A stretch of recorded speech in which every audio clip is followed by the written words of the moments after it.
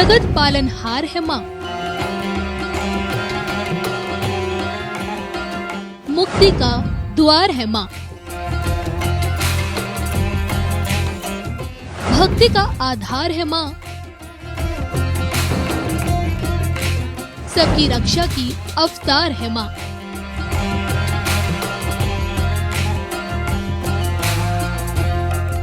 राशि अनुसार अगर शक्ति की भक्ति से पाना है वरदान तो देखिए सिर्फ धर्म ज्ञान।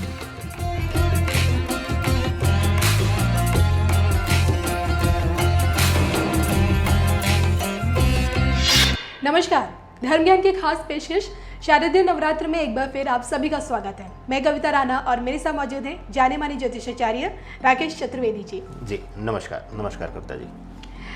आज के इस वीडियो में हम आपको बताएंगे खास तौर पे कर्क राशि वालों के लिए शारदीय नवरात्र क्या कुछ लेकर आ रहे हैं। शक्ति के 9 दिन, शक्ति के 9 रूपों में से कौन सा रूप आप लोगों के लिए अत्यंत कल्याणकारी, अत्यंत फलदायी होने वाला है, ये भी जानेंगे। और इसके साथ साथ नवरात्र से जुड़े आपके ग्रह नक्षत्र क्या कुछ कहते हैं, तमाम पहलू पर हम बात करेंगे। लेकिन आइए सबसे पहले आचार्य जी से समझ लेते हैं कि घट स्थापना का मुहूर्त क्या कहता है और इसके साथ साथ नवरात्र से जुड़े आपके ग्रह नक्षत्र या फिर यूं कहें आपके भाग्य के सितारे किस ओर संकेत कर रहे हैं, बताइए। जी कविता जी, बहुत ही उत्तम विषय। पहले तो हम आ जाते हैं कर्क राशि और लग्न के लिए क्या समय चल रहा है। जो वर्तमान गोचर की जो स्थिति है वह देखें अगर हम इस समय कर्क राशि से, तो इस समय उनके लिए थोड़ा सा समय कठिन चल रहा है। विशेष करके वह अपने नौकरी पेशा या व्यवसाय में अपने वजूद से एक टकराव उनका हो रहा है। कहीं ना कहीं अस्तित्व की लड़ाई यह अपने अंतर मन में लड़ रहे हैं। और सबसे बड़ी बात कि इस समय यह अपने आप को इस लड़ाई में अकेला पा रहे हैं।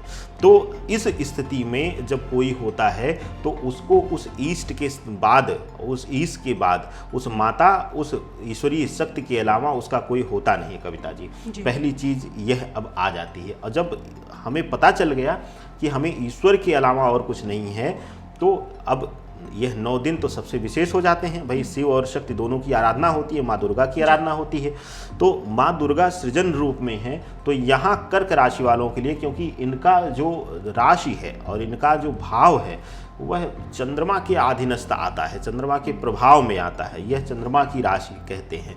और इसको कई ग्रहों के साथ इनका बहुत ही अच्छा संबंध है, कई ग्रहों के साथ शत्रुगत संबंध है। और कई ग्रहों के साथ अच्छा होते हुए भी यह स्थिति में बैठकर यह पीड़ा दे जाते हैं। अब जैसे चंद्रमा शनि के साथ जाके बैठ जाएगा, इन 9 दिनों में गोचर करेगा ही करेगा, क्योंकि हर दिन चंद्रमा की स्थिति बदलेगी। यह लग्न चार्ट जो आप देख रहे हैं कर्क राशि से, आप चौथे हाउस में चंद्रमा इस समय बैठा हुआ है और वह जो है अपने आप में एक पीड़ादायक स्थिति देगा। इसी तरीके से जब आएगा गुरु और शनि के पास आएगा तो यह थोड़ा सा और ज़्यादा भयंकर करेगा, बेवजह के खर्चे देगा, बेवजह के व्यय करवाएगा। इस तरीके की जो होरोस्कोप इनका बन रहा है। अब इस स्थिति में हमें क्या करना चाहिए? इस स्थिति में अपने आप को सौंप दीजिए। हालांकि आपका मन चंचल है, आप इस नवरात्र भी भटकाव में रहेंगे।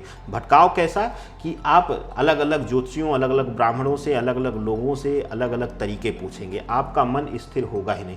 कुछ मत करिए। इस नवरात्र आपके लिए सबसे शुभ है कि आप किसी भी रूप में माँ दुर्गा को मानकर उनके उस रूप में अपने आप को सौंप दीजिए। बस, बाकी तो हम बता ही रहे हैं कि किस रूप का करना है। लेकिन अगर आप कुछ नहीं जानते हैं, कुछ नहीं करना चाहते हैं, तो आप अपने सुख और दुख दोनों, सुख क्यों सौंपेंगे? आप सुख सौंपेंगे वृद्धि करने के लिए, दुख सौंपेंगे उनको समाप्त करने के लिए। जब हम बहुत खुश होते हैं बचपने में, तो हम अपने माँ के पास वह खुशी जाहिर करने जाते हैं। तो यही एक जरिया है। यह 9 दिन हमारी माँ की उस शक्ति की है जो शायद हमारे अस्तित्व को इस संसार में लाई हैं। तो यह समय हमारे लिए बहुत खास हो जाता है, विशेष करके कर्क राशि वालों के लिए। तो इनके लिए बहुत ही विशेष हो जाता है। कविता जी, यह 9 दिन के माँ दुर्गा की उपासना। कविता जी। अच्छा, ये घट स्थापना के मुहूर्त के बारे में घट स्थापना अगर यह लोग करना, देखिए इस बार जो मुहूर्त है वह अभिजित मुहूर्त का ही है, लेकिन इसके अन्यत्र भी यह कर सकते हैं। अगर यह चाहें तो सुबह की बेला जो है वह अशुद्ध बेला में रहेगा, क्योंकि जो विषयोग बन रहा है, तो उसको छोड़कर यह संध्या बेला में भी कर्क राशि वाले कर सकते हैं। अन्यथा जो आपका अभिजित मुहूर्त है 11:30 से लेके 12:20, 12:25 तक का, वह अपने शहर के अनुसार आप देख लीजिएगा, उसमें तो आप आंख बंद करके कर सकते हैं, उसमें कोई दोष नहीं है। लेकिन प्रातः काल में आप नहीं करेंगे, क्योंकि साफ साफ शास्त्रों में लिखा है कि जिस नक्षत्र में यह योग बन रहा है उसमें सूर्यास्त के 10 घड़ी बाद का यह लिया जाता है, लगभग 8 घंटे का समय वहाँ पर लिया जाता है सूर्योदय के बाद का। तो आपके लिए अच्छा होगा, चाहे वह अमृत बेला में करिए जो अभिजित मुहूर्त है, और उसके बाद आप सांध्य बेला में भी, गोधूली बेला जो होती है उसमें भी आप कर सकते हैं। कविता जी, चलिए देखिए, शक्ति का पर्व होता है नवरात्र, एक ऐसा मौका होता है जहां हर कोई मां को मनाने की कोशिश करता है, और ऐसे में आप लोगों को शक्ति के 9 रूपों में से किस एक रूप को मनाना सबसे ज़्यादा ज़रूरी है, समझते हैं।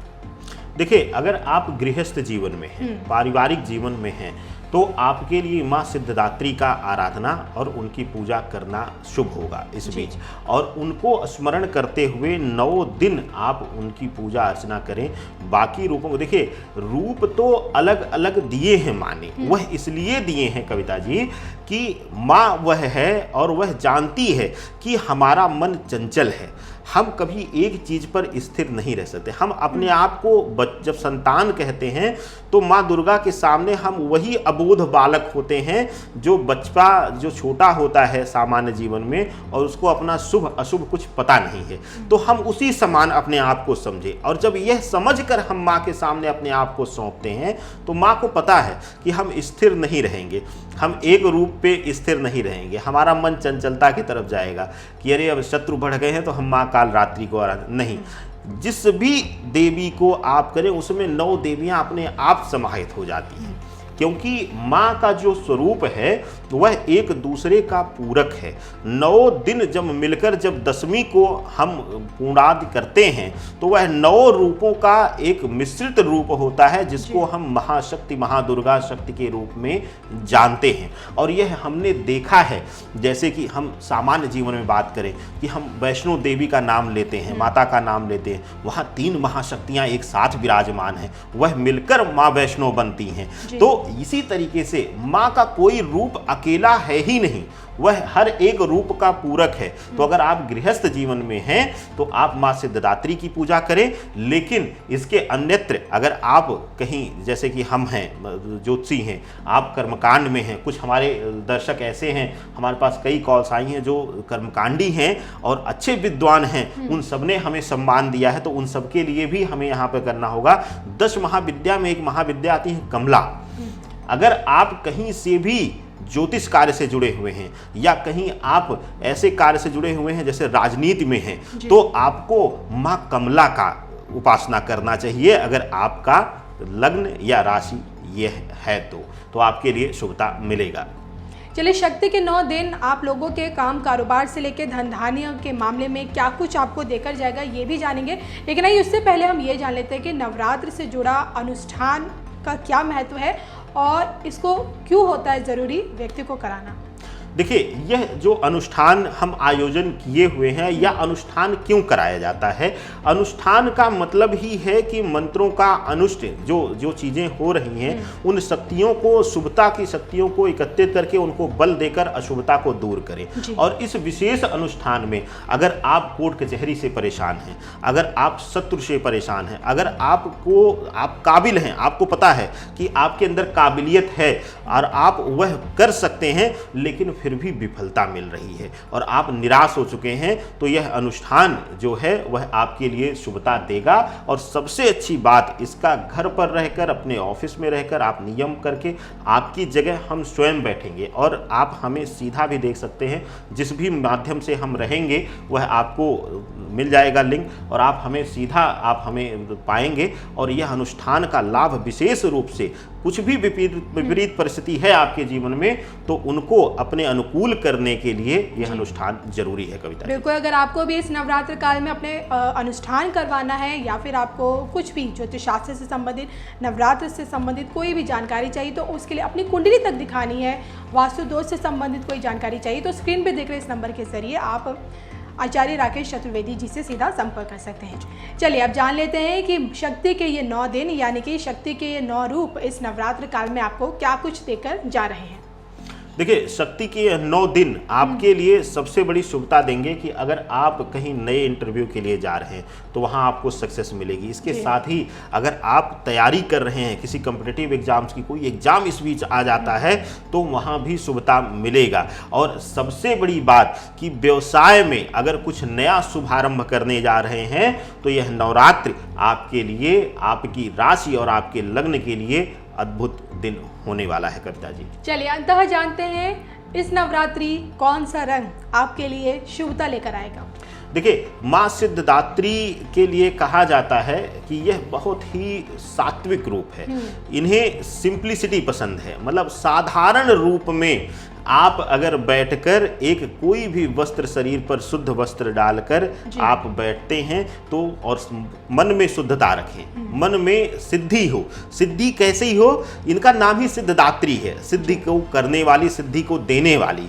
ठीक है, तो सिद्धदात्री जब शब्द हम लाते हैं अपने जीवन में तो यह कहती है कि कुछ मत करिए हमारे लिए, सच्चे मन से आप बैठ जाइए। आप कहीं भी हों, आप कार्य कर रहे हों, वहाँ भी मानसिक स्मरण अगर आप करते हैं तो आपको शुभता मिलेगी। श्वेत रंगों से इन्हें प्यार है। इसके साथ ही अगर आप पीले रंगों का भी प्रयोग करते हैं तो वह भी आपके लिए अद्भुत रहने वाला है कविता जी। चलिए इसी के साथ मुझे और आचार्य जी को दीजिए इजाजत। जय माता दी। जय माता दी।